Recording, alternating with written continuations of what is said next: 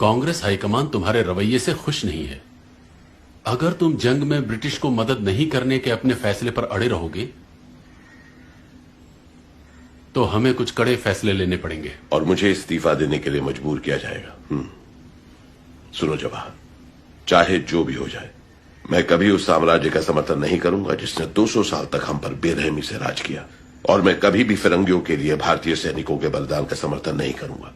अगर उन्हें लड़ना है तो उन्हें भारत के लिए लड़ना होगा, मातृभूमि के लिए। सैनिकों के जरिए हिंसा करना, भले वो आत्मरक्षा के लिए हो, किसी समस्या का हल नहीं है सुभाष। अहिंसा का मार्ग जो हमें बापू ने दिखाया है, हमें उसी पर चलना होगा। आजादी कोई भीख नहीं, यह हमारा अधिकार है, और अधिकार मांग कर नहीं, छीन कर लिया जाता है। तुम्हारी सोच एकदम गलत है सुभाष। हिंसा से कभी कुछ हासिल नहीं होता। भारत की आजादी का एकमात्र उपाय है अहिंसा, मेरा ये मानना है।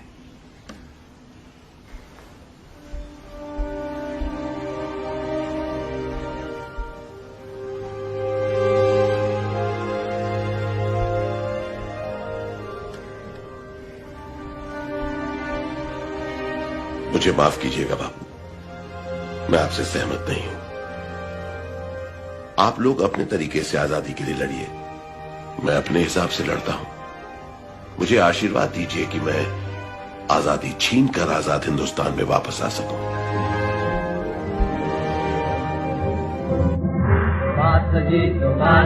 वो जाने हिंद आ गए, है नाग जिससे हिंद को वो शान हिंद आ गए। वो जाने हिंद आ गए, है नाग जिससे हिंद को वो शान हिंद आ गए। जिस आदमी ने, जिस शख्स ने और जिसके सैनिकों ने हमें आजादी दी, आपने उनको जिंदा दफना दिया। 60,000 की इंडियन नेशनल आर्मी थी जो सुभाष चंद्र बोस ने रेस करी थी, खड़ी करी थी। 3 डिविजन्स थी इसके अंदर, और इनमें से 60,000 में से 26,000, जरा आंकड़ों पे ध्यान दीजिए, 60,000 में से 26,000 शहादत और कुर्बानी उनको मिली, प्राप्त हुई। वो लड़ते लड़ते मरे ताकि आप और मैं आजाद हो। 26,000 की कुर्बानी, और आप कह रहे हैं दे दी हमें आजादी बिना खड़क बिना ढाल। तुम्हारा मैं मुंह तोड़ दूं।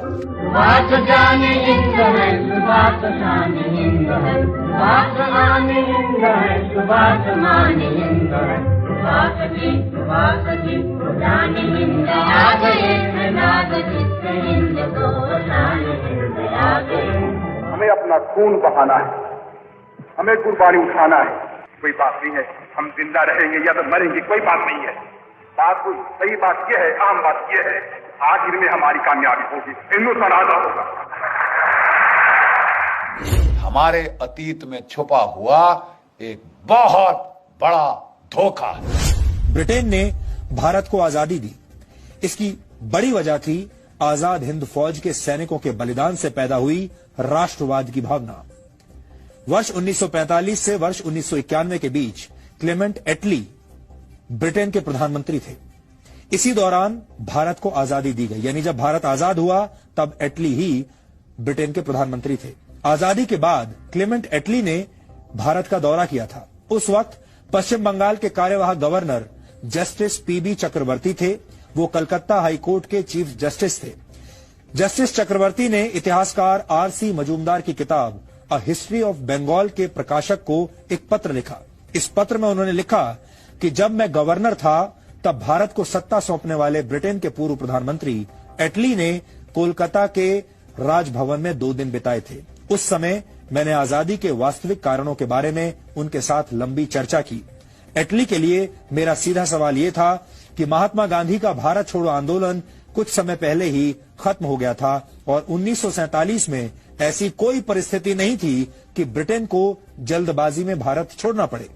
इसके जवाब में एटली ने पीबी चक्रवर्ती को कई कारण बताए भारत छोड़ने के। एटली ने कहा कि नेताजी सुभाष चंद्र बोस की सैन्य गतिविधियों की वजह से भारत की सेना और नौसेना के सैनिकों की वफादारी ब्रिटिश क्राउन यानी ब्रिटिश राज के प्रति कम हो रही थी। इस चर्चा के अंत में पीबी चक्रवर्ती ने एटली से यह पूछा कि भारत छोड़ने के फैसले पर महात्मा गांधी का कितना असर था। इस सवाल को सुनकर एटली ने मुस्कुराते हुए सिर्फ एक शब्द का इस्तेमाल किया और वो शब्द था मिनिमल, यानी कम से कम। यानी महात्मा गांधी का जो प्रभाव था इस फैसले पर कि अंग्रेज भारत छोड़कर जाएं, उसमें महात्मा गांधी का प्रभाव मिनिमल था, यानी मामूली था।